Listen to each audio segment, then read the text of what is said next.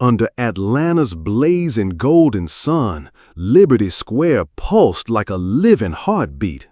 The sounds of traffic blended with children's laughter, and the scent of coffee from a nearby sidewalk cafe hung lightly in the air. That day, everything seemed to slow down. The crowd paused, eyes turned toward a figure. Amara Jones, 24, stepped out of the community forum. Her red dress clung to her like fire, alive, shifting with every step. Her hair was neatly braided, silver glinting from her large hoop earrings. Every movement she made declared, "I'm here and I'm not afraid for the world to see it." She wasn't seeking attention, but Liberty Square, as if hypnotized, couldn't look away. A mother clutched her child's hand and whispered, "Look at that girl." A young man pulled out his earbuds, stood still. An elderly man leaned on his cane and smiled, as though he saw the fire of past struggles rising again. A CCTV camera rotated slowly, recording every moment. In the corner of the square, a black SUV sat quietly, windows blacked out, like it was waiting for something. No one knew why, but the air suddenly felt heavier, like the city itself sensed a storm was coming. Amara kept walking, eyes bright, proud. She had just left a forum where she spoke about education for black children, about her dream to make Atlanta a city where justice wasn't just a promise. Her voice had been gentle, yet it silenced the whole room. But now, in the square, all she wanted was to go home, to find a moment of peace before the day was done. She didn't know this moment would change everything. Then he showed up. Michael Voss, 38, a cop in polished boots with scuffed toes, scars from rough encounters. He crossed the square, hands swinging near his belt where his gun and baton hung. His co-workers called him Pitbull, not for loyalty, but for the unchecked aggression. He'd once slammed a teenager to the ground and called it self-defense, punched a protester, then laughed when the report disappeared. He knew the system would cover for him. Today, he figured, would be no different. But when Voss locked eyes with Amara, something made him pause. That red dress, that gaze that didn't drop, her confidence, it felt like a challenge. He stepped forward, voice cold as steel, slicing through the air. "You there, stop." Amara halted, turned, her eyes steady. The crowd held its breath. A few raised their phones, sensing the tension. Voss came closer, lips curling in a mocking smirk. "Dressed like that, who do you think you are? Some kind of princess?" He said it loud, meant for everyone to hear. "You dress like this, don't expect respect." Amara said nothing. She just looked at him, eyes burning through the shadows. Not angry, not afraid, just unshakable. Voss tilted his head, confused. He was used to lowered eyes, trembling apologies. But Amara gave him none of that. She stood tall, like a living statue, her red dress blazing in the sun. The crowd began murmuring. A teenage girl whispered to her friend, "She's not scared of him." A middle-aged man shook his head and muttered, "He's digging his own grave." Voss felt the crowd's eyes on him, but he didn't stop. He reached out, fingers brushing the hem of Amara's dress. "You think you're special?" he sneered. Then, in an almost unreal moment, he yanked hard. The rip of fabric cut the air like a blade. Amara's shoulder was bare, her brown skin glowing under the sun. The crowd froze. Someone shouted, "What the hell?" A child cried, pulled away by their mother. But Amara didn't flinch. She didn't cover up. She didn't run. She stood tall, eyes locked on Voss, saying without a word, "You can't break me." Voss stepped back, his hand trembling. He looked around and saw dozens of phones filming. The CCTV camera still turned. The black SUV in the corner shuddered slightly, as if someone inside was watching. Voss tried to smile, but it was twisted, like a mask about to crack. "You want to make a scene?" he growled, but the confidence was gone. Amara stayed silent. Her eyes, still lit with fire, didn't waver. The crowd stopped murmuring. They stepped closer, phones raised high like torches lighting a path to justice. In that moment, Liberty Square was no longer just a place people passed through. It became a stage where Amara Jones, with a torn red dress, stood up to an entire system. Voss's act wasn't just violence. It was an attempt to smother Amara's fire, to remind her she didn't belong. But he was wrong. That fire couldn't be put out.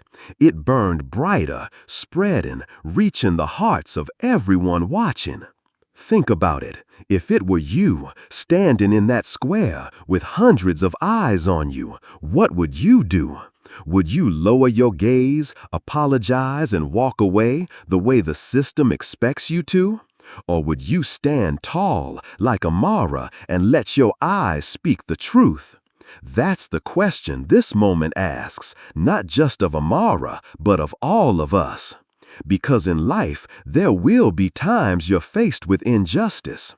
Maybe not a cop, maybe not a torn dress, but a moment where you must choose silence or letting your fire rise. Amara made her choice, and that choice, like a stone thrown into a lake, sent ripples that couldn't be stopped. She didn't know it yet, but that moment was captured, not just by cameras, but in the memory of a community. Those videos would spread on X. The hashtag #JusticeForAmara would appear, and soon the world would know her name. But right then, in the heart of Liberty Square, Amara knew one thing: she would not bow her head. Amara's story begins here, with a torn dress, with eyes that didn't look away. It reminds us, injustice only holds power when we stay silent. But when one person dares to stand, even by simply standing still, the whole world is forced to listen. Amara's fire doesn't belong to her alone. It belongs to everyone who's ever been hurt, told they weren't enough. And today, that fire has begun to burn. Liberty Square, Atlanta, on a June afternoon in 2025, looked like a living painting. The golden sunlight hit the red bricks, bounced off shop windows, and scattered into glimmering specks. The hum of traffic floated in from a distance, mingling with the chirping of sparrows in the old oak trees. The smell of toasted bread from the corner bakery mixed with fresh coffee in the air, making everything feel warm, familiar. But something was different that day. The air felt thick, like the whole city was holding its breath, waiting for something to happen. And then she appeared. Amara Jones, 24, walked through the square, her red dress clinging to her like living fire, rippling with each step. She didn't rush. Every stride was firm, like she knew she belonged, right here, right now. Her hair was braided tight, silver catching the light from her oversized hoops, swaying like the rhythm of an unwritten song. The red dress, with its clean cut, wasn't just clothing. It was a declaration. It said she was proud, she was bold, and she wasn't hiding from anyone. The people in the square stopped as if hypnotized. A mother holding her young daughter's hand paused, whispering, "Look at her, like a queen." A young man, headphones hanging around his neck, put down his phone and couldn't take his eyes off Amara. An elderly man, seated on a bench with his cane, smiled gently, as if the fire of past battles had stirred again. She wasn't looking for attention, but Liberty Square, like a live stage, made her the center. A CCTV camera on a lamppost pivoted slowly, lens quietly tracking her steps. At the corner of the square, a black SUV sat still, its windows pitch dark, a quiet mystery. No one knew who was inside, but its presence made the air heavier, as if a storm hovered just beyond the edge. A few people glanced at the vehicle, then back at Amara, as if she were the only light in gathering shadow. Amara walked on, her eyes bright and calm. She had just left the community forum where she spoke of her dream, an Atlanta where Black children could grow up unafraid, where justice wasn't just a promise. Her voice, though soft, had silenced the room. But here, in the square, all she wanted was to breathe, to feel a little freedom before the day faded. She didn't know this moment would become history. She didn't know the world was about to witness the power of simply being. The crowd, even without speaking, felt something from Amara. A teen girl by the ice cream stand whispered to her friend, "She looks like she's afraid of nothing." A middle-aged man with a coffee cup shook his head and muttered, "That girl, she's something new." An old woman, knitting on a bench, stopped, her eyes lighting up. "I've seen ones like her before. They change everything." Amara didn't hear any of this, but her presence pulsed like a heartbeat through each person, each gaze. They weren't just looking at her, they saw themselves. They buried dreams, the times they wanted to stand up but chose silence instead.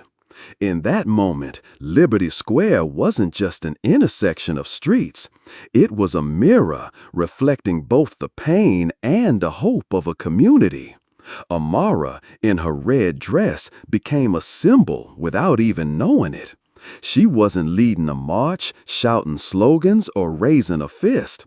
But her presence, her quiet pride, made the city stop.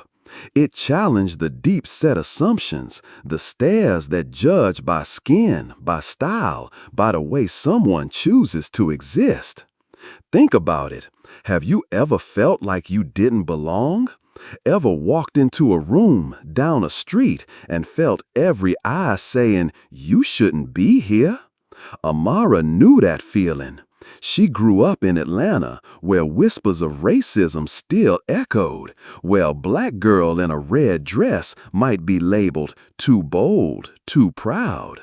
But today, she chose not to shrink. She chose to let the fire inside her burn, just by walking, just by holding her head high. Amara's presence wasn't just a moment. It was a reminder. Sometimes you don't have to shout to be heard. Sometimes just being yourself, standing tall amid doubtful eyes, is enough to shift something. Rosa Parks did that when she sat on that bus and didn't move. A quiet act, firm and unyielding, sparked a movement. Amara, without knowing it, was walking that same path.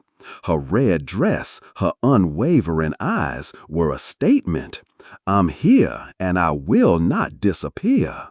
But this moment didn't just belong to Amara. It belonged to everyone watching.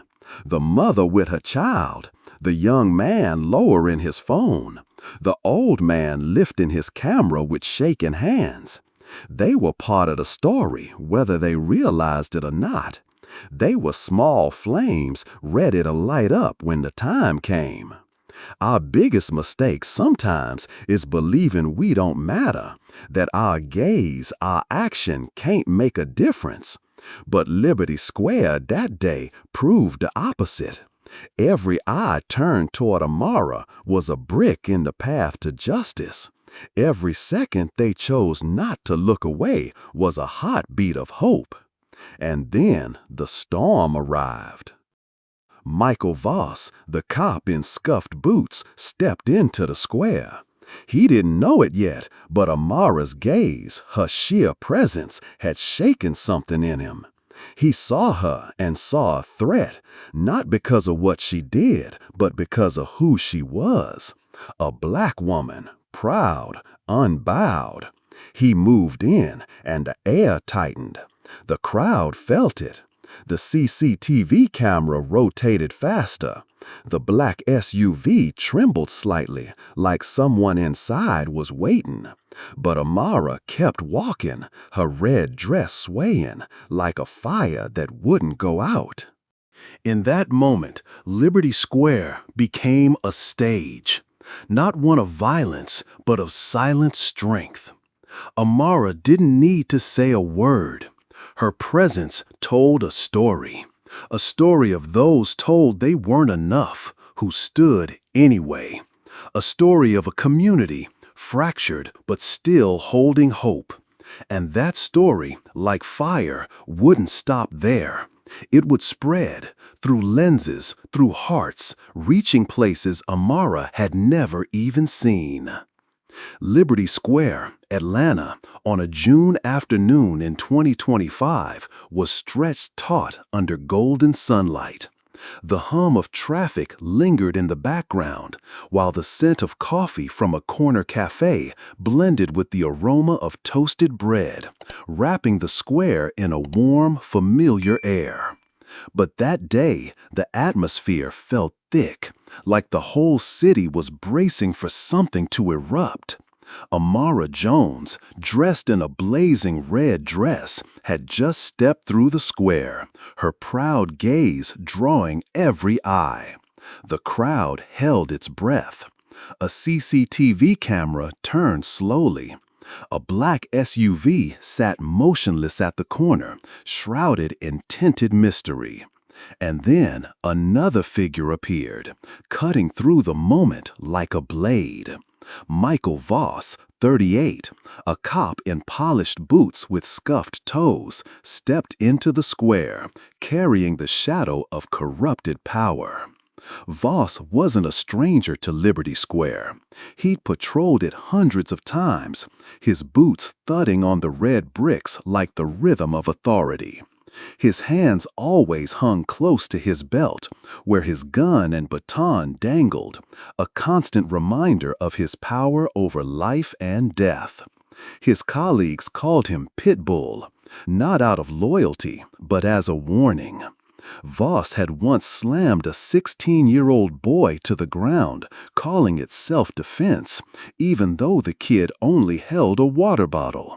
He'd punched a protester in the face and laughed when the report was erased. He knew the system would shield him.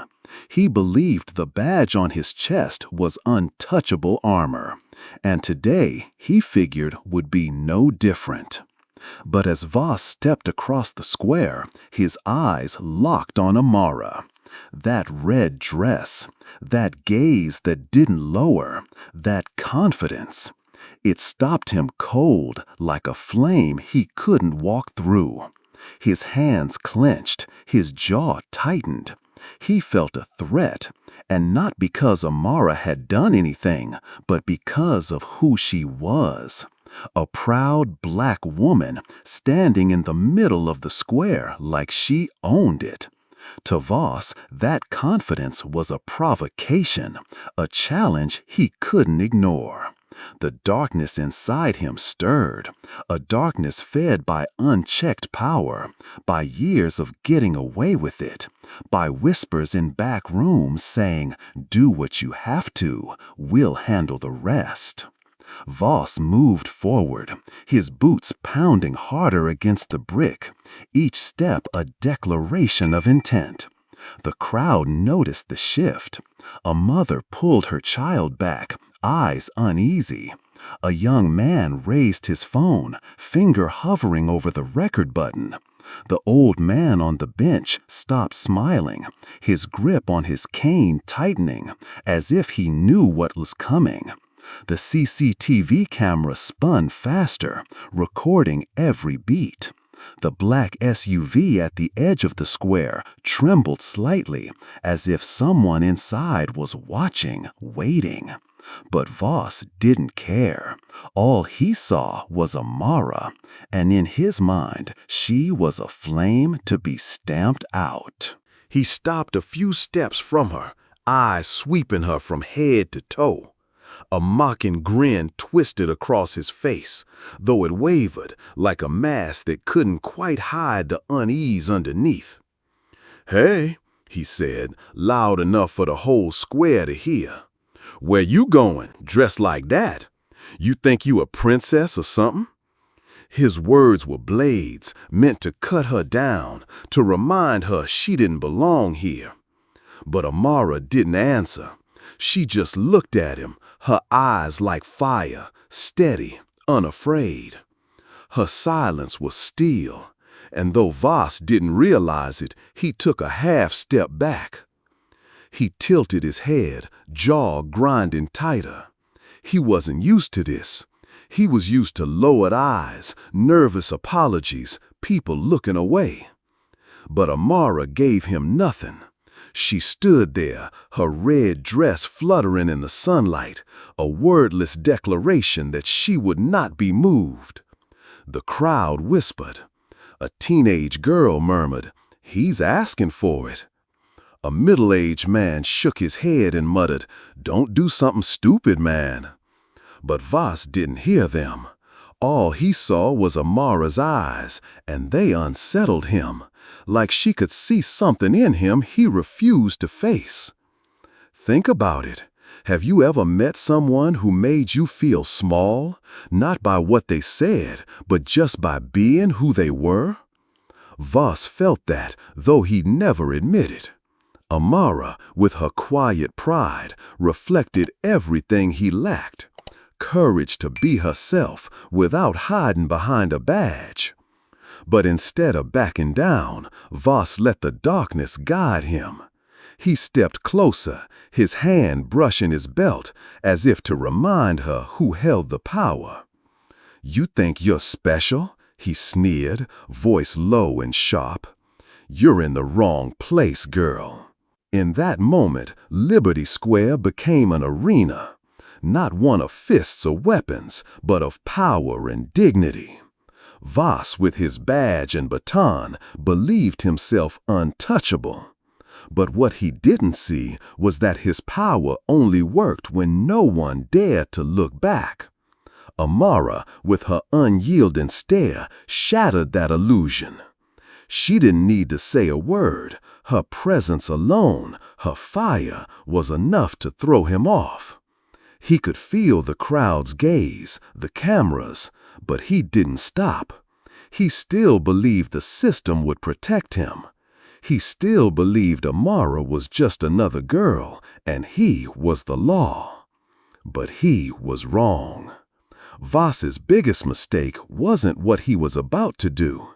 It was believing his power was absolute. He forgot that in a world where everyone has a phone, where justice can ignite with a tap, his authority was only temporary. He forgot that history doesn't protect abusers of power. Men like Derek Chauvin once believed the same. But when the world watches, when the lens doesn't blink, that power collapses. Voss, in this moment, was walking the same path. Voss's story isn't just about him. It's about a system that feeds the dark, where the badge becomes a shield for injustice, where people like Voss are encouraged to act without consequence. But today, in Liberty Square, that darkness was facing the light. Amara, in her red dress, with her proud, steady gaze, was that light. And Voss, whether he knew it or not, was about to face the consequences. This moment, like a stone dropped into still water, would send out ripples that couldn't be stopped. And the fire Amara carried, no matter how hard he smothered it, was about to blaze brighter than ever. Liberty Square, Atlanta, on a June afternoon in 2025, simmered like a pressure cooker. Sunlight blazed down, making the red bricks shimmer, but the air felt heavy, as if the whole city was holding its breath. The distant hum of traffic mingled with the chirping of sparrows in the oak trees, but even those sounds seemed to fade as Michael Voss, the scuffed-booted cop, moved closer to Amara Jones. Her fiery red dress still flickered under the sun like a living flame, drawing every eye. The crowd, mothers with their children, old men with canes, stood frozen, sensing a storm about to explode. A CCTV camera rotated quietly. The black SUV in the corner sat silent, and Amara, with her proud gaze, stood firm, unaware that this moment was about to carve her name into history. Voss stopped just a few steps from Amara, his boots striking the bricks like the drum beat of authority. He scanned her, hoop earrings glittering, the edge of her dress like a target, searching for a crack to attack. A mocking smile twisted across his face, but it was warped, hiding the unease beginning to rise. "You?" he barked, loud enough for the whole square to hear. "ID, now." His voice was sharp, not a request, but a threat. A reminder that in his eyes she didn't belong, that he was the law. The crowd murmured. A few people raised their phones, fingers trembling above the record button. A teen girl whispered, "What does he want?" But Amara didn't flinch. She looked back at him, her eyes like fire, steady, fearless, unyielding. Voss tilted his head, jaw tight. He wasn't used to this. He was used to bowed heads, mumbled apologies, eyes that looked away. But Amara gave him none of that. She stood tall, the red dress hugging her like a statement, earrings catching the light like stars at midday. Her eyes locked on him, not angry, not trembling, just resolute. Her silence mirrored back everything he tried to hide, the abuse of power, the erased reports, the smirks that came with thinking he was untouchable. Her silence was a wall of steel, and though he masked it, Voss took a half-step back. "Did you hear me?" he snapped, voice rising to reassert dominance. "Show your ID, or don't blame me." He moved closer, hand brushing the belt where his baton hung. The crowd held its breath. A mother pulled her child closer, eyes wide with worry. The old man on the bench gripped his cane tighter, muttering, "Don't do something stupid." A young man lifted his phone higher. "I'm recording," he whispered. The CCTV camera turned faster, capturing every detail.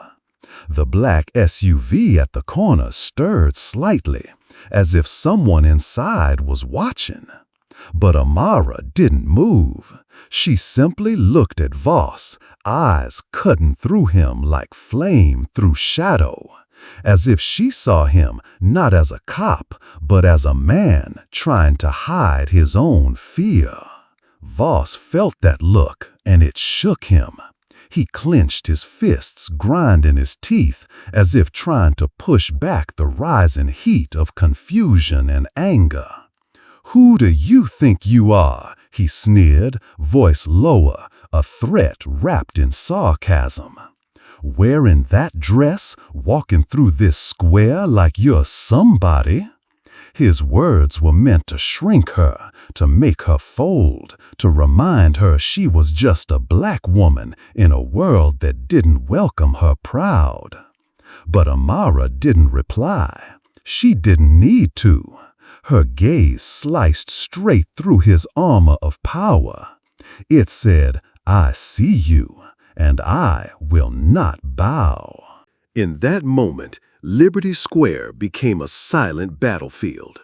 There were no fists, no shouts, just two stares colliding. Voss, with his badge and baton, believed he held life and death in his grip. But Amara, through her proud silence, was unraveling that belief. Her quiet wasn't weakness, it was a weapon, sharper than words, more powerful than resistance. It forced Voss to face himself, the darkness he carried, the times he thought he could do anything and walk away clean. The crowd felt the weight of the moment. A teenage girl whispered, "She's not afraid. My God, she's not afraid." A middle-aged man shook his head and muttered, "He's digging his own grave." Think about it. Have you ever stood in front of someone trying to make you feel small? Maybe not a cop, maybe not in a public square, but a moment where your dignity was stripped. Maybe it was a sneer, a cold word, a gesture that told you you don't belong. Amara knew that feeling. She grew up in Atlanta, where the undercurrent of racial judgment still pulsed, where a black girl in a red dress could be seen as too much, too proud. But today, she didn't shrink. She let her eyes do the talking. Her silence was her statement. Amara's silence, like Martin Luther King Jr.'s in the face of confrontation, was strategy. It wasn't weakness, it was strength. It forced the abuser of power to expose himself, to stumble over his own aggression. Voss, in that moment, had stepped into that trap. He wanted Amara to react, to scream, to give him a reason. But she didn't.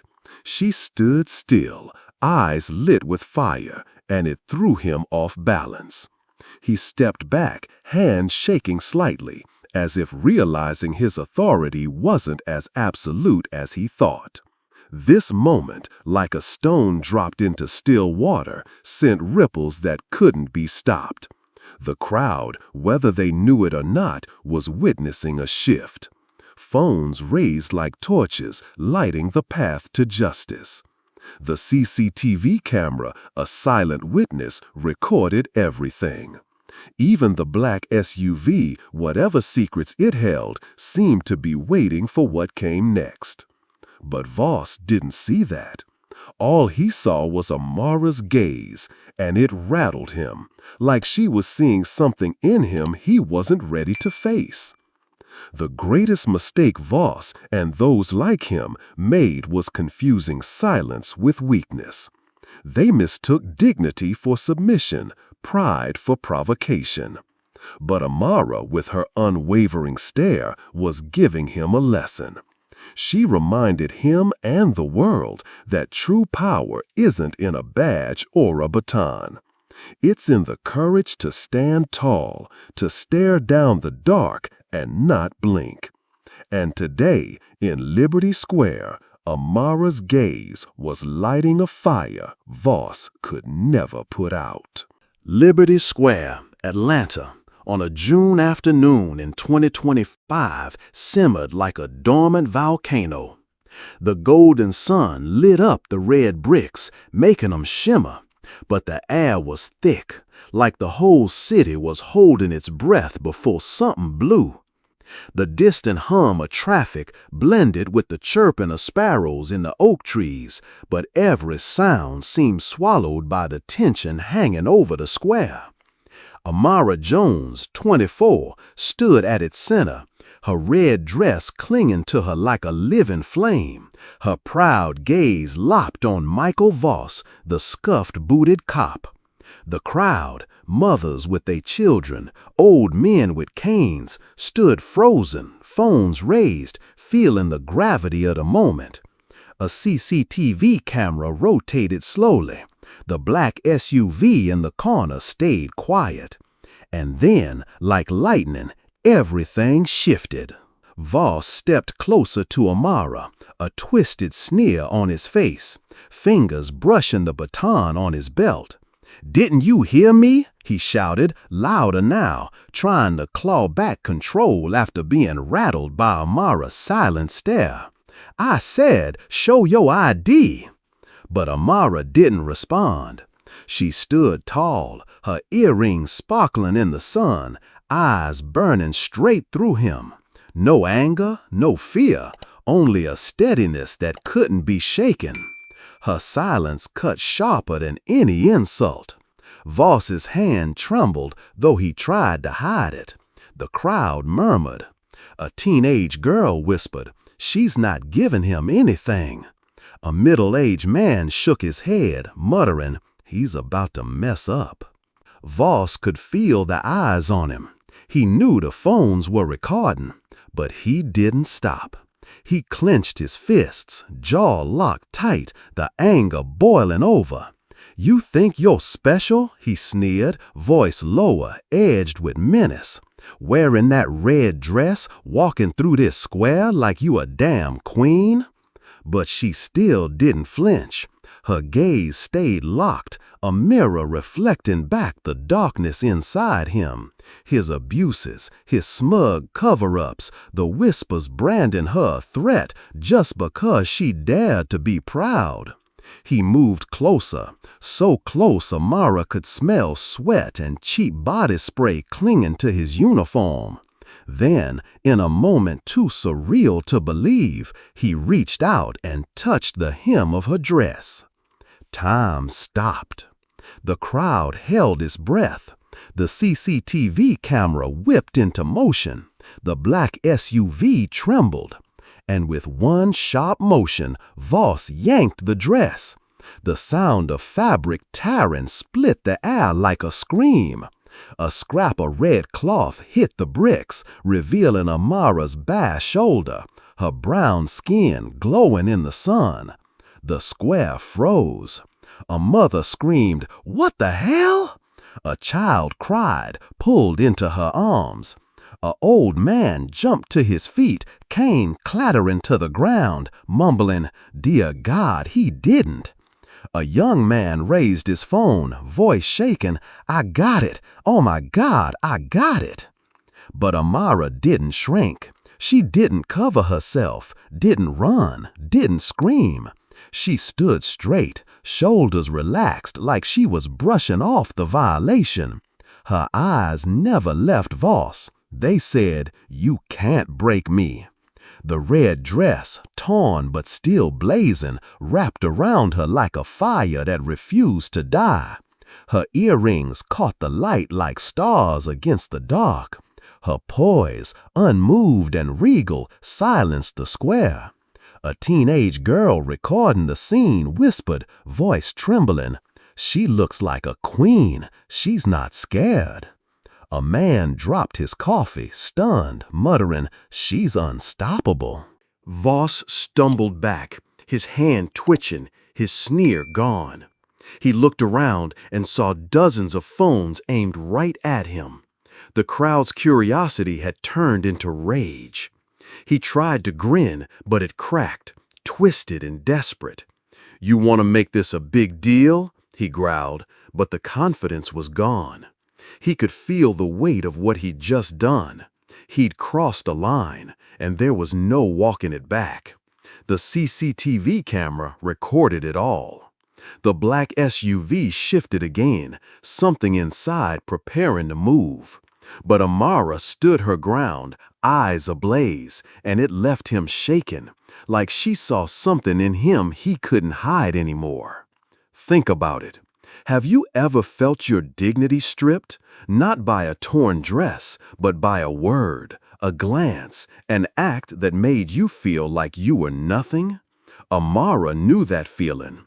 She grew up in Atlanta, where race still wrote the rules in whispers, where a black girl in a red dress was seen as too loud, too proud.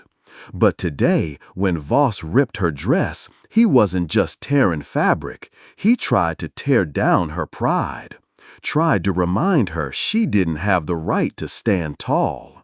But Amara, unbowed, turned that moment into a victory. She reminded us that dignity isn't about appearances. It's about how you stay standing when someone tries to take it from you. The tear in Amara's dress, like the arrest of Rosa Parks on that bus, became a symbol of injustice, of abuse, of the system's effort to extinguish those who dare to dream boldly. But it also became a symbol of defiance. Amara, just by standing still, by refusing to recoil, turned that tear into a declaration.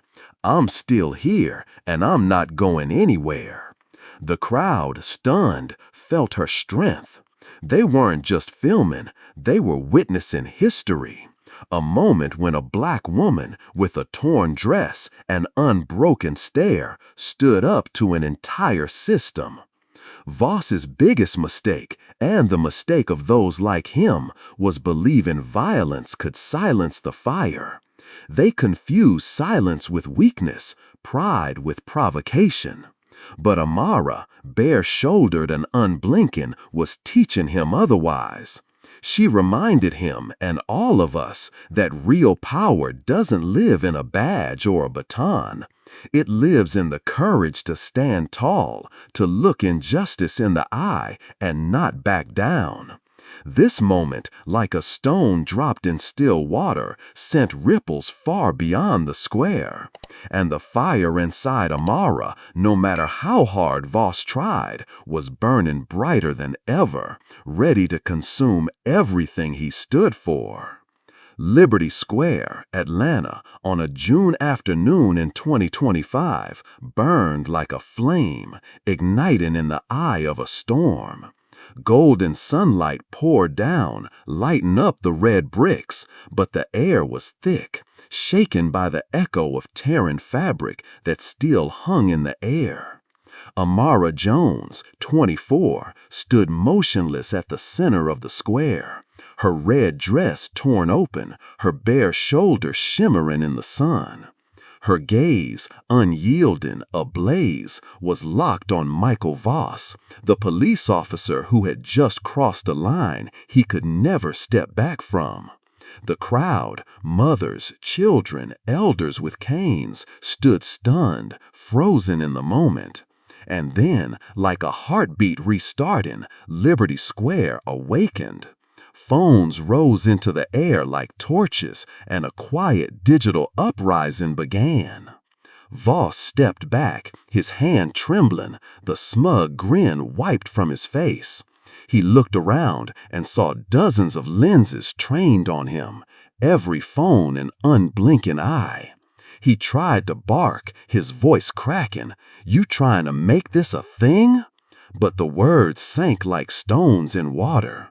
The silence of the crowd had shifted, no longer passive. An elderly man, his hand shaking as he held up a phone, tapped live. His voice rasped, low but resolute.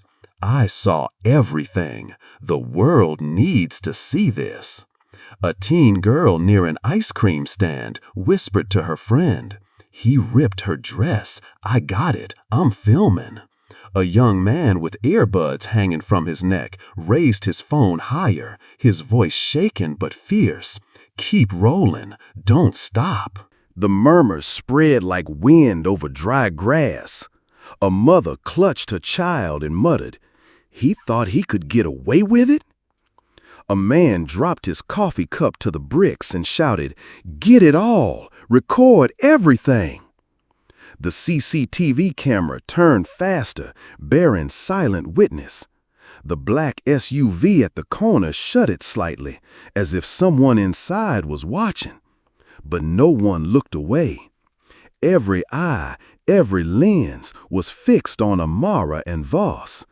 And Amara, shoulder bare, gaze locked, stood like a living monument, an unquenchable flame. The first clips hit X like sparks to dry tinder. A 10-second video showed Voss yanking Amara's dress, the sound of fabric ripping sharp and unforgiving. The hashtag JusticeForAmara began to spread like wildfire. "He tore her dress right there in public," one post read, showing the teen's camera angle. "She did nothing wrong," said another, sharing footage from the old man's phone. Within minutes, hundreds were watching, sharing, commenting. "This is Atlanta, 2025, and still," one user wrote in disbelief. "She didn't flinch," said another with a flame emoji. In that moment, Liberty Square was no longer just a street corner. It became a global stage, lit not by floodlights, but by phone screens. Amara, unknowing, unshaken, was becoming a symbol. The torn red dress, the shimmering shoulder, the proud stare, every part of her was being recorded, shared, etched into the memory of all who watched. The teen girl, hands still trembling, whispered, "She looks like a queen, even after what he did." The young man, eyes rimmed red, muttered, "This won't get buried." The old man, hand aching from holding his phone, kept live streaming. "Share this," he said, voice rising. "Let the world know." Think about it. Have you ever witnessed something wrong and turned away, thinking you couldn't do anything? Maybe it was a cruel remark, an act of injustice, a moment when the truth needed a voice, but you stayed silent? Amara, through her silence, ignited the opposite.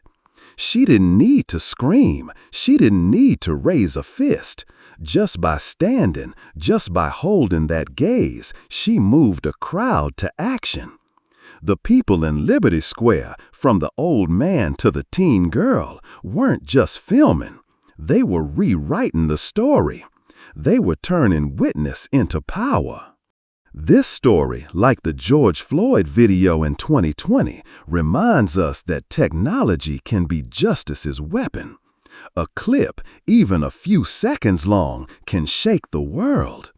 But that power only exists when we choose to act, to film, to share, to speak. And the crowd at Liberty Square, in that moment, chose all of it. They weren't just filming Voss, they were filming themselves. Their courage, their refusal to look away, their insistence that injustice would no longer hide. The hashtag JusticeForAmara blazed across X, from Atlanta to New York, from London to Johannesburg. Within an hour, thousands had seen the video, hundreds had shared it. Amara's story had become a movement. But Voss didn't see that. He stood there, hands trembling, eyes darting from Amara to the crowd. He tried to smile, but it cracked, barely holding. He felt the weight of every lens, every stare. "Put the phones down," he shouted, pointing at the nearest young man. But his voice was thin, like wind in a storm. No one stopped. The phone stayed high, torches in the dusk. And Amara, bare-shouldered, eyes blazing, stood unmoved, a living reminder that she would not be broken. Our greatest mistake, sometimes, is thinking recording is enough. Capturing injustice is just the first step. If we don't share, if we don't act, if we don't demand change, then those clips become nothing more than forgotten echoes. But the crowd at Liberty Square didn't make that mistake. They recorded, they shared, they spread Amara's story like fire. The old man live streamed so his grandchildren would see. The teen girl uploaded the clip so her friends would know. The young man sent it to a local journalist, hoping the truth would make the news. This moment, like a stone dropped into still water, created ripples that would not stop. Liberty Square, phones held high, was making history. Amara, whether she knew it or not, had become a symbol of resistance. Voss, despite his threats, had become a symbol of corruption. And the crowd, with their digital witness, had become a symbol of collective power. Amara's fire, lit by those phones, would spread across screens, into hearts, to places she never imagined.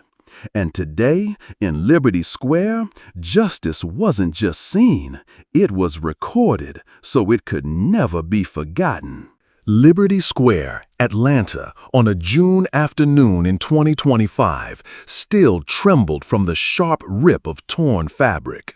The golden sun lit the red bricks like scattered fire, but the air remained heavy, like the city itself was trying to breathe after being punched in the chest. Amara Jones, 24, stood unwavering in the center of the square, her red dress torn, her bare shoulder catching the light, her gaze fierce and unflinching. Michael Voss, the officer who crossed the line beyond return, staggered back, his hands shaking, his eyes flicking between the raised phones surrounding him. From the elderly man live streaming to the teen girl recording, the crowd had turned this moment into a digital uprising. The hashtag #JusticeForAmara flared across X like a forest fire. The CCTV cameras kept spinning. The black SUV at the corner trembled. But now, this story wasn't just here. It had already reached elsewhere. It had reached an office high above the city, where a man read the breaking news with a sinking heart. A few miles from the square, in an oak-paneled office at the center of Atlanta, Senator David Jones, 56, sat behind his desk, his gaze as sharp as steel.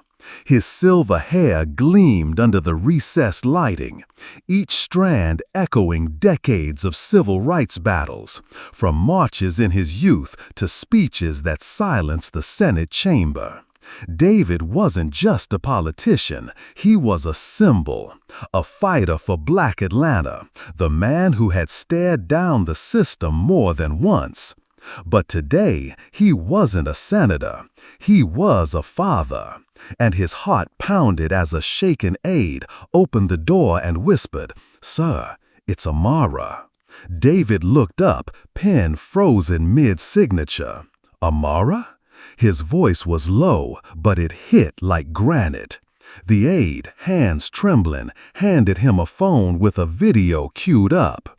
On screen, Amara, in a ripped red dress, her bare shoulder exposed, her eyes locked on Voss. The sound of tearing cloth cut through the room. David's hand clenched tight. The pen snapped. He said nothing, just watched, his expression shifting from calm to fury, and finally settling into a cold, controlled resolve. He stood, adjusted his blazer, and walked to the window overlooking the city.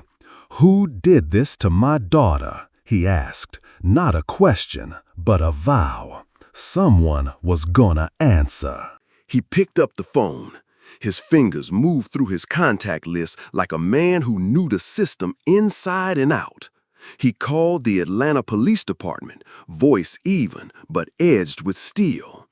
"This is Senator Jones," he said, each syllable a hammer. "I want the name of the officer who put his hands on my daughter, and I want it now." On the other end, a dispatcher stammered, "We'll look into it, sir." David didn't wait. He ended the call, his eyes distant, already picturing the streets he'd once marched, the signs he once carried, the police lines he once stared down. But this wasn't just about David. This was about Amara and the choice she was making. Back in Liberty Square, Amara still stood tall, shoulder bare, gaze fixed on Voss. She knew who her father was. She knew that a single phone call from him could bring the department to its knees. She'd grown up in his shadow, hearing stories of him challenging power, making Atlanta better.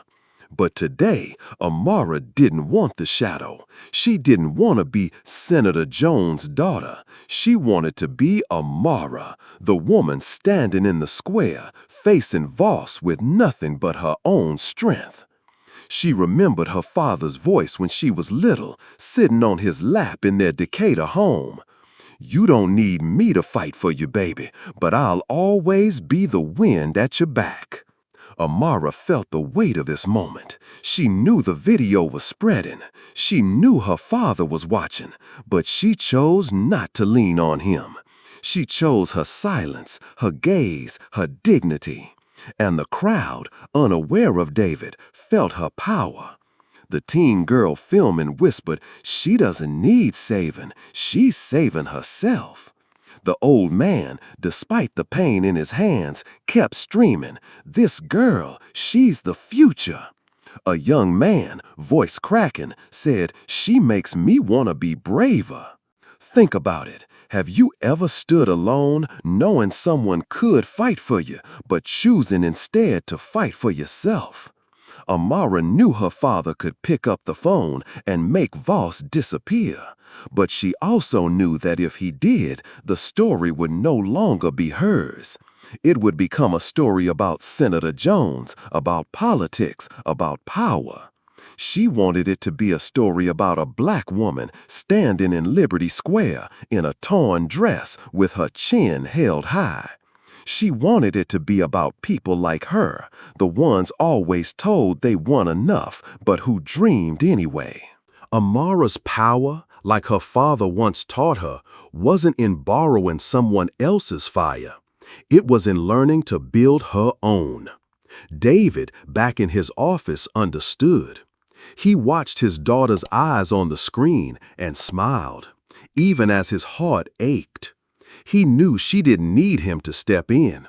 She was the fire he had lit, and now she was burning bright, not just for herself, but for everyone.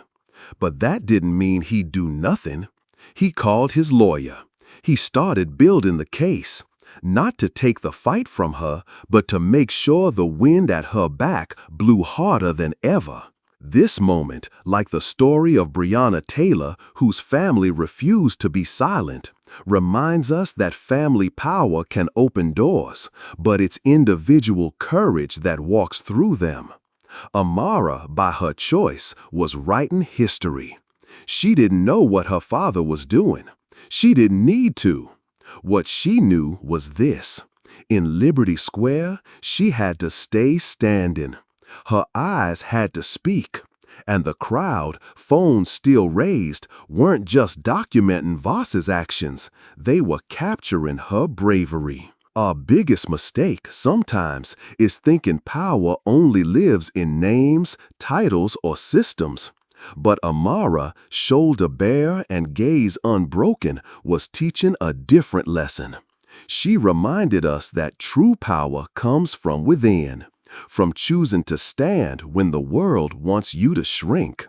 Her fire, lit in Liberty Square, didn't belong only to her.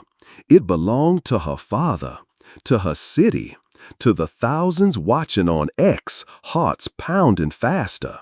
And now that fire is spreading, ready to burn away whatever injustice stands in its path. The pale light filtering through the high windows cast long, solemn shadows across the courtroom in downtown Atlanta.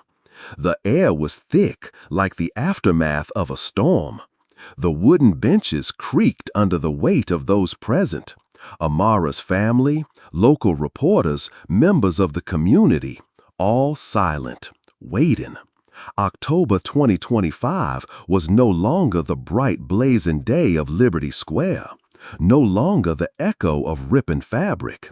Today was Judgment Day, the day Michael Voss, the police officer who had torn Amara Jones' dress in front of hundreds, would face the consequences. Amara, 24, sat quietly in the back row. Her black dress hugged her modestly, no longer the fiery red she once wore, but her eyes still burned with the same clarity, the same strength. She wasn't here to gloat. She was here to witness. Voss entered the courtroom stripped of his badge, without his polished boots. His gray suit was rumpled, collar askew, like he tried to look put together and failed. His hands clenched tightly, his eyes darting away from the crowd, from Amara. He stood before the bench, shoulders hunched, less like a man on trial, more like someone who knew he'd lost something that couldn't be retrieved. The judge, a silver-haired woman with a voice that carried like iron, looked down at him, eyes sharp and unwavering. "Michael Voss," she said, each word a gavel to his future. "You are charged with abuse of power, assault, and ethical misconduct. Do you have anything to say?" The courtroom was silent except for shallow breathing and the scratch of pens on notepads. Voss opened his mouth. His voice came out raw, hoarse. I was just doing my job," he muttered. "She didn't comply. I didn't mean." But his excuses dissolved into the room, weak as air. A murmur passed through the crowd. Someone whispered, "He's still trying to explain it away?" Amara didn't move. Her eyes stayed on him, not in anger, not in satisfaction, just a quiet, unwavering clarity, like she was seeing through him, through the entire system that had allowed him to get this far. The judge raised her hand. Silence. She looked at the stack of records before her. Witness statements, cell phone footage from Liberty Square, Voss's history, protesters punched, teenagers pinned, reports erased. "Mr. Voss," she said, her voice even but cutting, "your actions were not merely illegal. They were a violation of human dignity, of community trust, and of the values the badge you once wore was supposed to represent." She paused, sweeping her eyes across the room. "This court finds you guilty. You are permanently removed from police service, banned from law enforcement, and sentenced to 6 months of community rehabilitation." The courtroom stirred. A few people clapped, quickly silenced by the judge's gavel. Outside, a crowd gathered holding handmade signs. "Badges are not shields. Justice for Amara." A young woman yelled, "He got off easy." But inside, Amara didn't smile. She exhaled quietly, like letting go of something heavy. She hadn't come to celebrate. She had come to ensure this moment, like the torn dress, would not be forgotten. Voss lowered his head, trembling, led out by officers. He didn't look at Amara. He didn't look at anyone. He just left, his hunched back the silhouette of a man who had lost everything. But Amara, in her simple black dress, stood. She walked past the reporters, past the flashbulbs, past the murmurs of, "That's her, the girl from the video." She didn't stop. She stepped into the open air, just a few blocks from Liberty Square, where once she stood, shoulder bare, gaze defiant. Think about it. Have you ever waited for justice? Not for vengeance, but just to know the truth was acknowledged? Amara didn't come to court to see Voss punished. She came to see the system held accountable. This ruling, like the verdict in Derek Chauvin's trial in 2021, was not just about one man. It was a statement. Badges are not immunity, and abuse has a cost. But Amara, with her silence, accomplished more than any sentence. She turned injustice into fire, one that spread across X, across hearts, across handmade signs outside the courthouse. Her story reminds us justice doesn't always come in grand victories. Sometimes it arrives in small steps: a police badge revoked, a crowd that refuses to look away. But those steps only matter when they're seen, remembered, and used to fuel the ones that come next. Amara, by sitting in the back row, by never dropping her gaze, made sure this wasn't just a sentence. It was a declaration. Injustice is powerful, but it is not untouchable. Outside, the crowd remained, signs raised, voices rising. An elderly woman held a placard reading, "Thank you, Amara," and whispered, "She reminds me of Rosa Parks." A young man with wet eyes filmed the crowd and posted it to X with the caption, "Today we won a little, but this isn't over." Amara didn't respond. She looked up at the sky over Atlanta, still bright, still burning, just like the day she stood in Liberty Square. She knew this verdict wasn't the end. It was the first stone laid on a much longer road. The system's greatest mistake, and the mistake of men like Voss, was believing injustice could stay hidden forever. That one video, one hashtag, one court date could be ignored. That the community would get tired. But today, in Atlanta, Amara and those who stood with her proved otherwise. Justice only lives when it's demanded, when it's witnessed, when it's insisted upon by those who refuse to stop. Amara, with her unwavering eyes in that courtroom, didn't just demand justice for herself. She demanded it for everyone who's ever been told they were less. And the fire that lit in Liberty Square, it's still burning, across signs, across hearts, across every single step forward. In a fluorescent lit training room at the Atlanta Police Academy, metal chairs lined up in rows supported the straight-back posture of fresh recruits. Their uniforms was crisp, their expressions alert, their minds absorbing every word and image. On the large screen at the front of the room, a video played, grainy at first, then focused on Liberty Square, where Amara Jones, 24, stood tall in her torn red dress, shoulder bare, gaze locked on Michael Voss. The sound of fabric ripping cut through the silence like a blade. The room held its breath. It was November 2025, just months after Voss was dismissed. And here, in the heart of an institution once blind to its flaws, her story had become required learning. Lieutenant Carter, a black man with salt and pepper hair and razor-sharp eyes, paused the video at the moment Amara stared down Voss. Her gaze, fierce and staid, still burning through the screen. "This," he said, his voice deep but firm, "is why we change. Not because of the law, not because of the press, but because people like Miss Jones deserve protection, not harm." Nods moved through the room. Some jotted notes, but not everyone agreed. At the back, a veteran officer, there to monitor the session, sat with arms crossed, eyes cold. "She provoked it," he muttered under his breath. Quiet enough not to disrupt, loud enough to convince himself.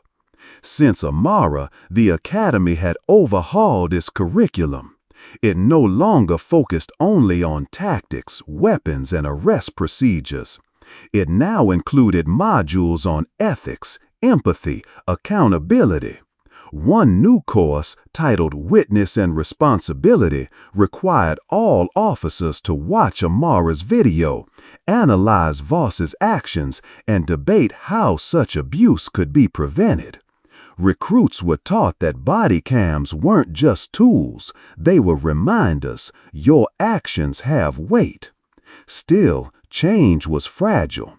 Officers like the one in the back saw the new curriculum as weakness. She got what she asked for, one had said in private. She disobeyed. That tension lingered in the room, change meeting resistance like heat meets steel. Near the front, Sarah Nguyen, 23, watched the screen without blinking.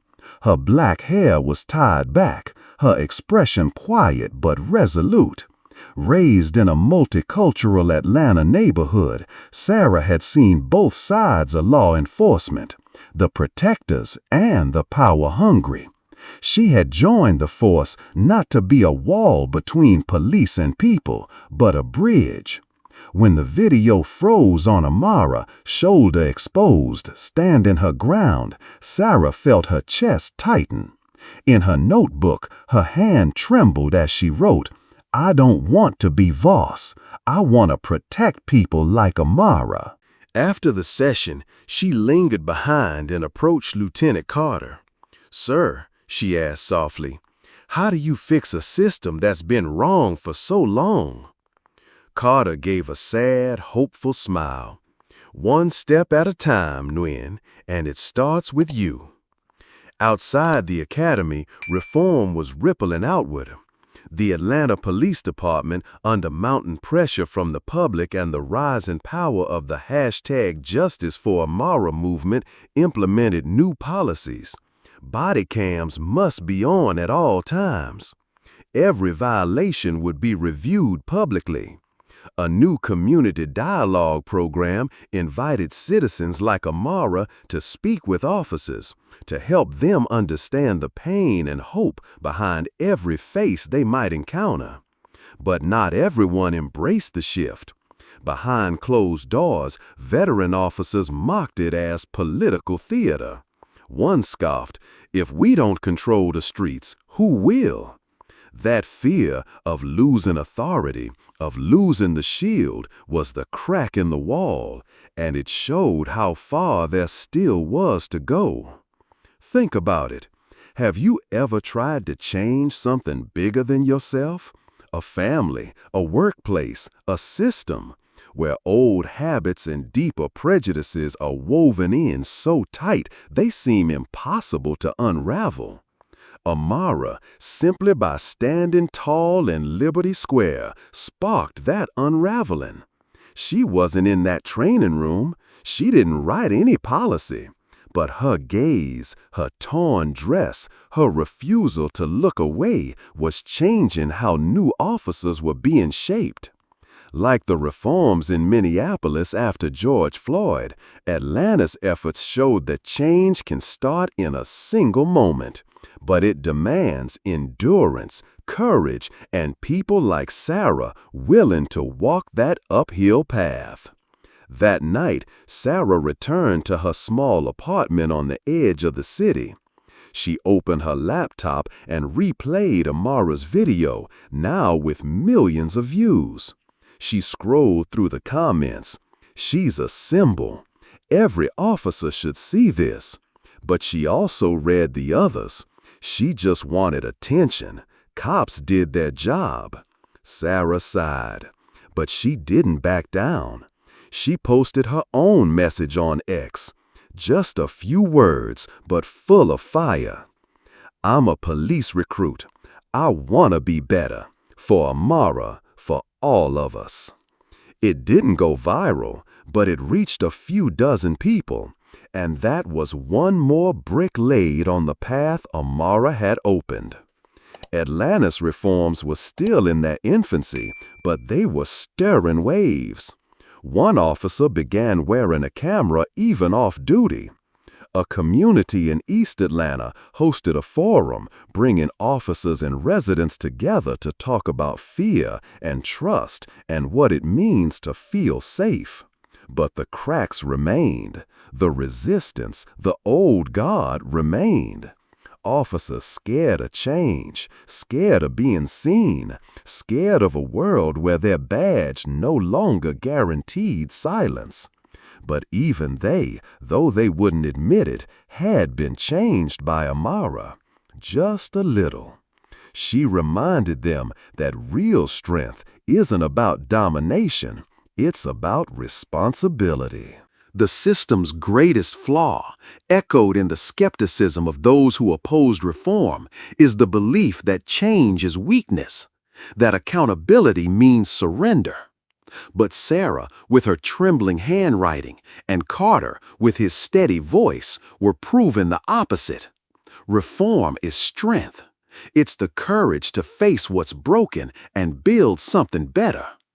Amara's fire, first lit in Liberty Square, was now glowing in that training room, in Sarah's heart, in new policies, and in the steady, quiet progress of a system learning how to serve rather than command. This moment, like a stone dropped into water, was sending out ripples. Change, slow, contested, but real, was beginning.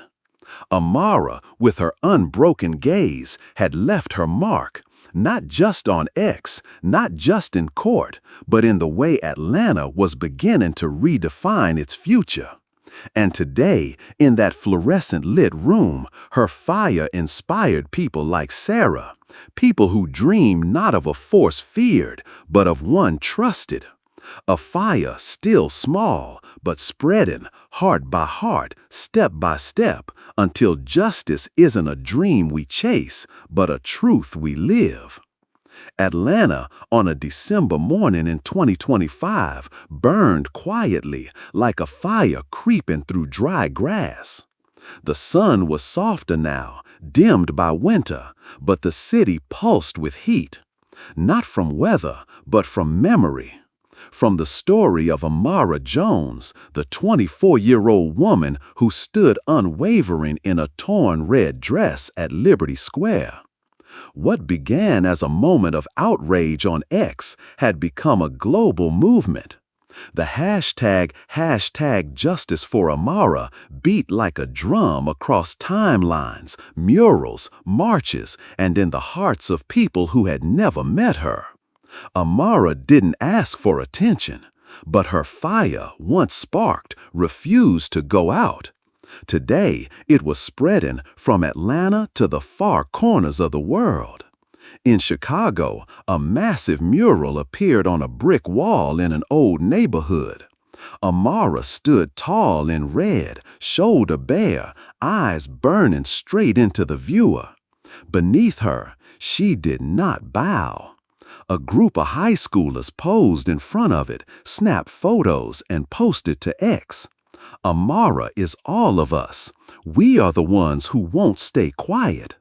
In Berlin, hundreds gathered in Alexanderplatz, holding signs that read, "Justice for Amara," singing justice songs that cut through the cold.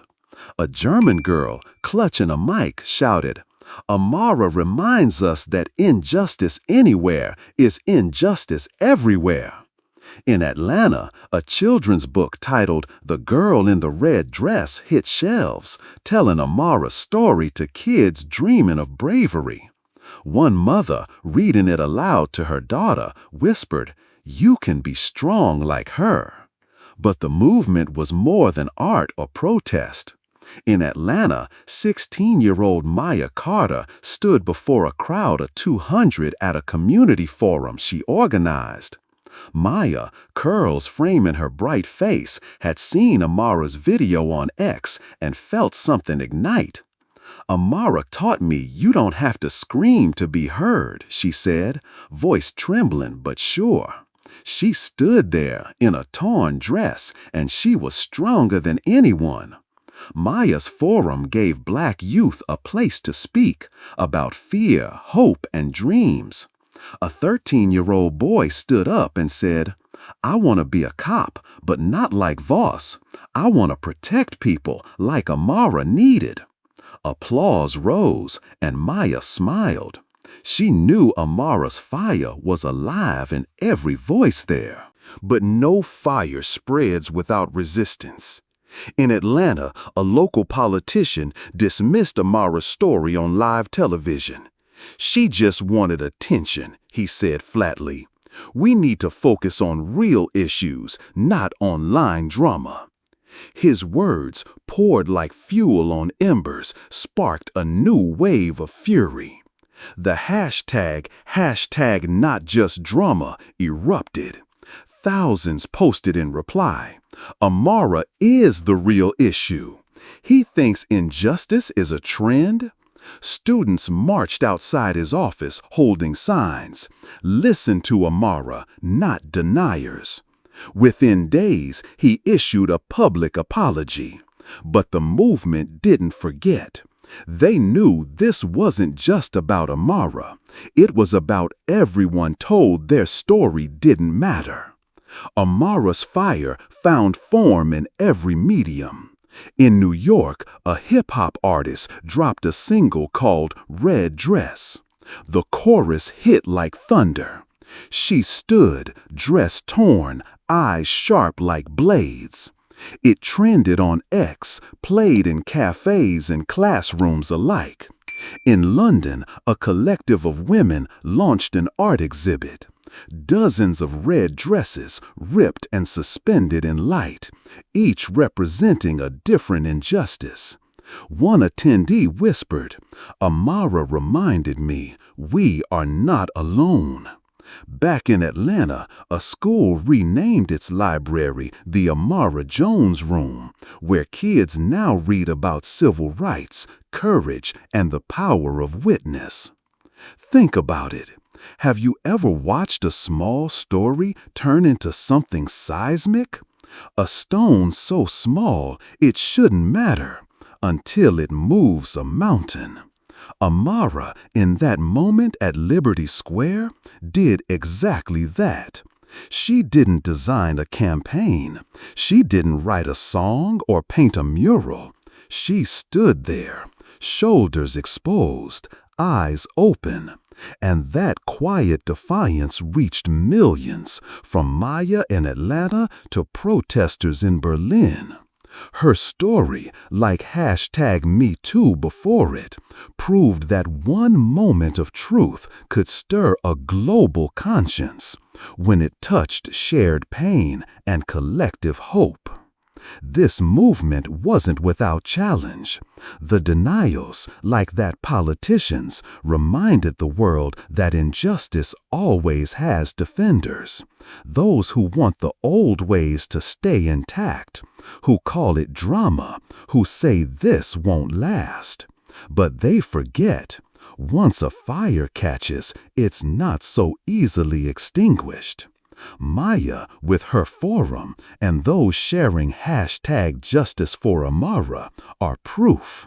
They're not just speaking for Amara, they're speaking for themselves, for their dreams, for a world where dignity doesn't get torn. The system's biggest mistake is believing movements are temporary. That hashtags fade, murals peel, songs get forgotten. But Amara, though she wasn't in Chicago or Berlin or Maya's forum, left something permanent. She showed us that real change lasts when it fuses art, education, and action. When it gives people like Maya or that 13-year-old future officer a reason to keep going. Amara's fire isn't just about justice for her. It's about justice for everyone who's ever been told they don't count. This moment, like a stone dropped into a still lake, is sending ripples that won't stop. From murals in Chicago to music in New York. From Maya's forum to signs in Berlin. Amara's movement is spreading, step by step, heart by heart.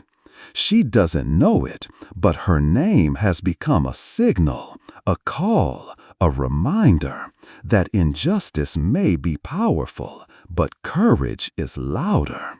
And today, as Maya speaks to a crowd, or a child reads The Girl in the Red Dress, Amara's fire is still burning, not just in Atlanta, but around the world, lighting up every dream of a future where justice isn't an ideal, it's a fact. The stage at the Global Human Rights Summit in New York, March 2026, shimmered in soft, muted light, like a candle flickering in the dark. Hundreds of delegates from across the world, from South African activists to Japanese lawmakers, sat in still silence inside the vast auditorium. The air was thick, not with tension, but with anticipation.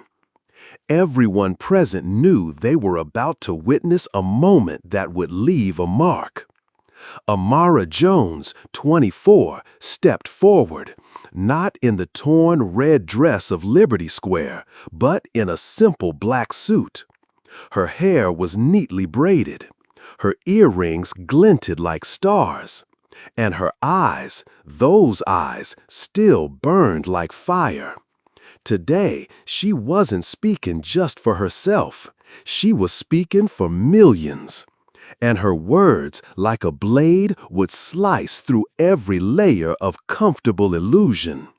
She stepped up to the microphone, resting her hands gently on the wooden podium. She held no notes. She didn't need them. Her gaze swept the room, pausing on a journalist clutching a pen, an activist blinking back tears, a suited delegate with an unreadable face. She breathed deeply and then began. Her voice was calm, steady, like a river carving its way through granite. "I am not your redemption story," she said. Each word hit like a stone thrown into still water. "I am not a symbol for you to applaud, photograph, and forget. I am the consequence of your failure. A world that forces people like me to stand in torn dresses just to reclaim our dignity." The room didn't move, not a cough, not a creak. Amara paused, letting silence make space for truth. Her eyes swept across the faces once more, holding them in place, forcing them to look inward. "That day at Liberty Square," she continued, her voice lower now, "a police officer tore my dress, thinking he could strip away my pride. But he was wrong. And today, I'm not here to tell you about my victory. I'm here to ask, what will you do to make sure that moment never happens again?" Her words passed through the air like a cold wind. One delegate slowly put down his pen, no longer taking notes, only listening. Amara stepped away from the podium, closer to the crowd. The spotlight followed her, casting a long shadow behind her, like flames stretching toward the edge of the world. "Don't call me strong," she said. Her voice rose, not with anger, but with conviction. "Calling me strong is how you escape responsibility. Don't praise me, be different.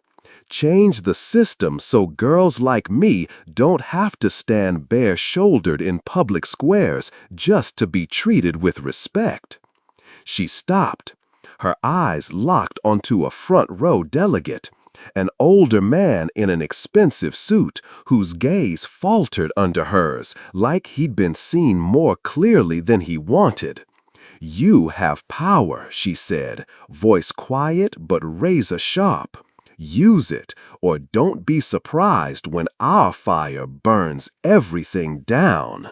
Still, the room remained silent. Not the silence of apathy, but of reckoning, of hearts pounding harder, of thoughts shifting. Amara returned to the podium, not to end with a hopeful note. She didn't want applause. She wanted accountability. "I don't need your admiration," she said. Her voice was the final drumbeat. "I need your action. For me.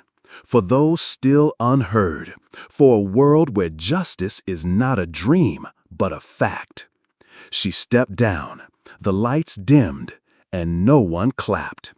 Because they understood. Her words weren't a performance. They were a weight they now carried.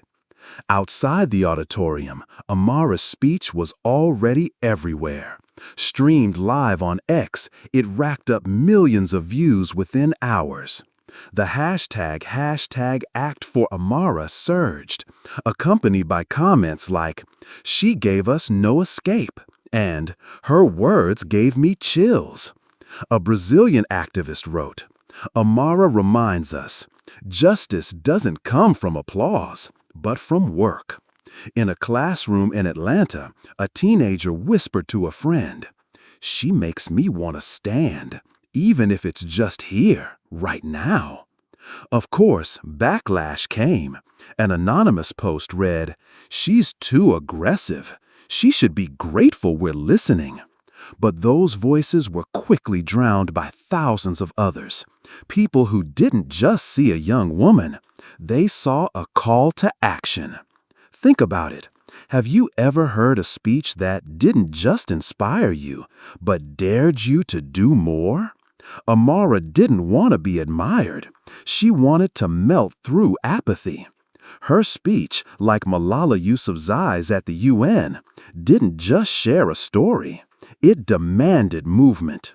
She reminded us that justice doesn't come from compliments. It comes from choices, from uncomfortable decisions, from dismantling systems that have spent generations digging in their roots.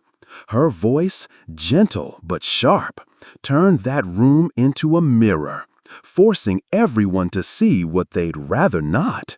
The greatest mistake we make is thinking inspiration is enough.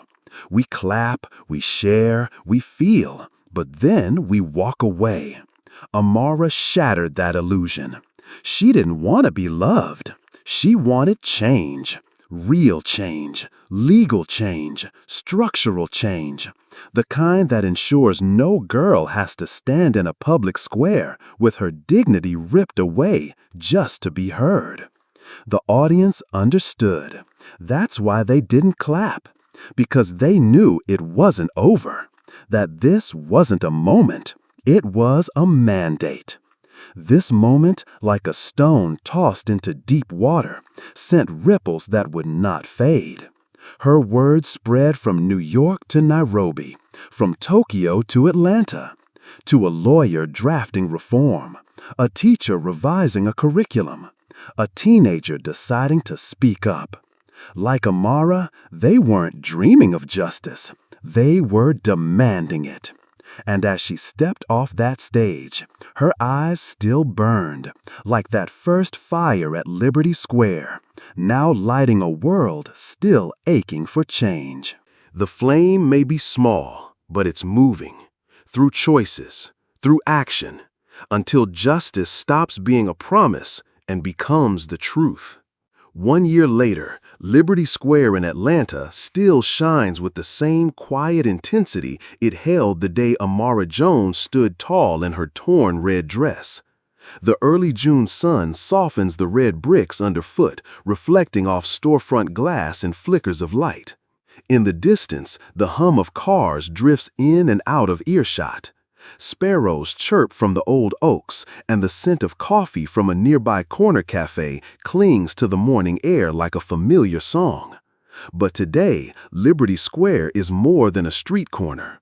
It is sacred ground, a place where a 24-year-old woman turned injustice into ignition and walked straight into history.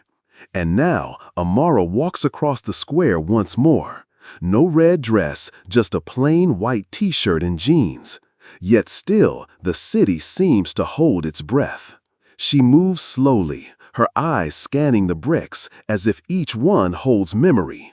Of fabric torn, of unwavering stares, of phones raised in silent solidarity. She doesn't seek attention, but like always, it finds her. A mother slows her stride, whispers to her child, "That's her. Do you know who she is?" A young man lets his phone fall to his side, gaze lifting. An elderly woman on a bench holding a small handmade sign that reads, "Thank you, Amara," lifts a trembling hand in greeting. Nearby, a bronze plaque stands quietly. Liberty Square, where she stood, 2025. Beside it, a mural stretches up a brick wall. Amara, eyes ablaze, with a simple line etched beside her. She didn't need a name, just a choice. A single red rose, laid gently beneath the plaque, shifts in the breeze. Amara pauses, looks down at it, then lifts her gaze. Her expression is calm, lit from within, as if she's speaking to the square itself. A child runs past, chasing a ball, then freezes, eyes wide. "Who are you?" the child asks. Amara kneels, her voice soft as wind. "I'm someone who didn't bow, and you can be too." The child nods, something silent exchanged, then runs off again, but glances back, eyes bright, as if carrying a secret worth keeping. Amara keeps walking. Her shadow stretches long over the bricks like a flame that refuses to die. She may not know it, but her story has traveled far beyond Liberty Square. In Chicago, the mural of her still sparks conversation in classrooms. In Berlin, JusticeForAmara signs still rise during marches. In Atlanta, the girl in the red dress rests on library shelves in every public school. And Maya Carter, once a 16-year-old who organized a youth forum in Amara's name, is now leading a citywide movement for justice. The hashtag #JusticeForAmara may no longer top global trends, but it reappears whenever courage is needed. Just last week, a young girl in Atlanta posted, "Today I stood up in class and said what I believed. Thank you, Amara. You taught me I don't have to yell to be heard." Despite being the center of a movement, Amara never sought the spotlight. She declined most interviews, turned down magazine covers, rarely accepted speaking invitations. Instead, she chose a quieter life, working at a grassroots nonprofit in East Atlanta, helping Black children learn to love themselves, to dream without apology. But her quietness, like the silence she held that day in the square, holds power. It reminds us that legacy doesn't need a stage, that those who change the world often do so not by chasing fame, but by telling the truth and living it. Think about it. Have you ever wondered what your legacy might be? Not your resume, not your income, but the imprint you leave on someone else's heart, on how the world bends, even slightly, because you dared to stand up. Amara's legacy began in a single moment, shoulders squared, eyes unflinching. She became more than a girl in a red dress. She became the symbol of those who were told they weren't enough, yet chose to stand anyway. Her legacy, like Harriet Tubman's, isn't held in headlines, but in those who found their own fire because of her. She walks past the mural now, her image larger than life, but she doesn't stop to look. She doesn't need to. She knows that fire is still burning, not just on that wall, but in Maya's forums, in protest songs in New York, in red dress art shows in London. She knows because sometimes she still receives letters, handwritten, folded with care, from children and strangers alike. "You make me want to be brave. You made me believe I can change things." One letter from a 14-year-old girl said, "I used to be afraid to speak, but I remembered you and I did it." Amara keeps the letters in a small wooden box, a collection of embers to remind her that her flame never burned alone. Our biggest mistake sometimes is believing legacy belongs only to the famous, that it requires followers, headlines, stages. We forget that people like Amara, like the old man who live-streamed from Liberty Square, like Maya who brought her friends together to speak their truth, leave marks just as deep. They remind us that anyone can start a fire, that one brave moment can become a movement. Amara, in her white shirt and quiet smile, proves that legacy doesn't require a name on a banner, just a single act of courage, just one choice. Today, Liberty Square is no longer the site of a scream or a ripped dress. It's a place of remembrance, of red roses, of markers etched in bronze. Amara passes through without looking back. She looks up at the Atlanta sky, still bright, just as it was when she stood shoulder bare and unafraid. She knows her story isn't finished. It lives on, in dreamers, in students, in quiet acts of defiance. And as she walks, a little girl standing near the mural tugs at her mother's sleeve and whispers, "One day, I want to be strong like her." This moment, like every one before it, ripples outward. The fire Amara lit in Liberty Square now dances across cities, through letters, through murals, through footsteps of those still walking. She never asked the world to remember her name. She asked one thing, and today she asks you. How will your fire burn? Will it be in a proud gaze, a brave word, a moment when you choose not to bow? Amara, smiling gently, keeps walking, leaving Liberty Square, but never leaving the legacy she sparked behind. A fire that all of us now carry, one to light the days ahead. The sunlight fades over Liberty Square, but the fire of Amara Jones still burns, not just in the heart of Atlanta, but across the world. Her story, from a torn red dress to a speech that shook New York, was never just a moment. It was a call, a wind sweeping across dry fields, igniting hope, courage, and change. Amara stood tall, bare-shouldered, eyes locked on injustice. And today she asks you, how will you stand? Will it be a word, an action, or simply the belief that the fire within you can burn just as bright? If Amara's story moved you, if you believe justice isn't just a dream, join us. Subscribe now, hit the notification bell, and never miss a story that inspires, a fire that keeps lighting the world. Share this video so Amara's flame reaches farther, to those who need to hear, to see, to act. We're not just telling stories, we're building a community where every gaze, every step can change everything. And remember this, like a bullet through the dark. One day, your fire won't just light the way, it will burn the system down. And from its ashes, a world where dignity is never torn will rise. Are you ready to set it on fire?